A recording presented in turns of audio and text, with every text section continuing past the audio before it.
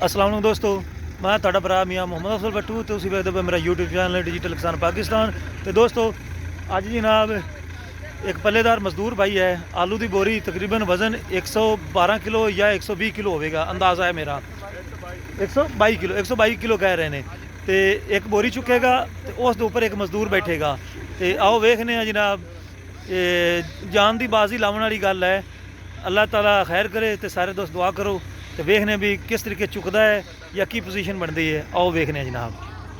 अस्सलाम वालेकुम जी। वालेकुम सलाम। उस्ताद जी की हाल ने? बिल्कुल ठीक। उस्ताद जी तुसी 122 किलो की बोरी आलू की चुकू ने, बिल्कुल ਉਹਦੇ ਉੱਤੇ ਇੱਕ ਬੰਦਾ ਵੀ ਚੁੱਕੂ ਨੇ। आजमाइश करूंगा। आली आजमाइश करनी है। ਅੱਗੇ ਪਹਿਲੇ ਇਸ ਤਰ੍ਹਾਂ ਕੀਤਾ ਜਾਂ ਨਹੀਂ ਕੀਤਾ? पहले आप थलू बोरी चाहते रहे कल्ले जाना। ਇਕੱਲਾ ਜਣਾ ਆਲੂ ਦੀ। आज ये आजमाइश करनी है भी ये इस तरीके चौं सकदी या नहीं चौं सकदी। ਤੁਹਾਡੇ ਜੀ ਕੋਈ ਹੈ ਜਵਾਨ ਇਸ ਤਰ੍ਹਾਂ ਕਰਨ ਵਾਲਾ ਕਿ ਬਸ ਉਸਤਾਦ ਤੇ ਹੀ ਮਾਰ ਹੈ? उस्ताद नु देखेंगे तो अगा सी भी होवांगे। अच्छा चलो चुको अल्लाह ने याद करके। बंदा ते मोहम्मद इब्राहिम कोई मसला नहीं, तजर्बा ही सही ना चुकी जी तो फिर केड़ी गल है, पता लग जासी क्योंकि काम बड़ा भारा है ना।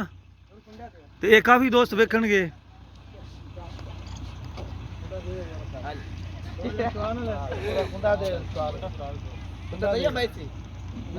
उत्ते भावें तू बैठ जा भी राशिद।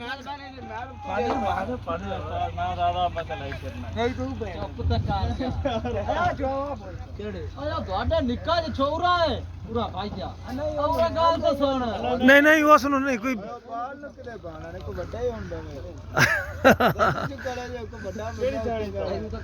चल चल चुकाओ भाई। दोस्तों सेंटे की बोरी है जनाब। तो मेरा ख्याल है भी ये बोरी इनाम दे देनी चाहिए है, लेकिन मालक कोल को नहीं खड़े, नहीं तो दे ही दईए आए। मालक कोल ही खड़े ने। नहीं ये मालक ये हाली उस कैटेगरी च नहीं आता पिया, हाली छोटा मालक।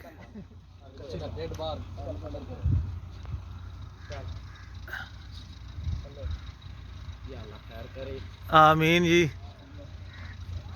जबरदस्त। लो जी ए बोरी उन्हें चुका दी है। ते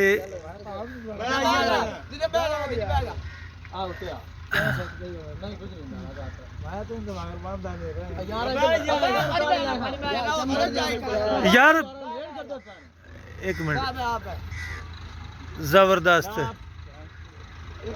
क्या बात है। चल चल चल भाई चक्कर लैके फिर ट्राले दे विच जिंदाबाद। जबरदस्त भाई जबरदस्त,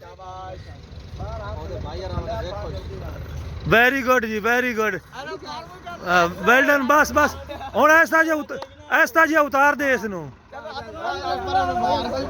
जबरदस्त, क्या बात है। लै भी दोस्तों इस तरह का कोई होर भी शौकीन पल्लेदार होवे ते तजुर्बा कर सकता है। तो साडे जनाब इलाके के ठेकेदार मजदूर ने यह काम विखा दिता है। तो हुण मैं तुहाडे सारे भरावां तो लेना इजाजत।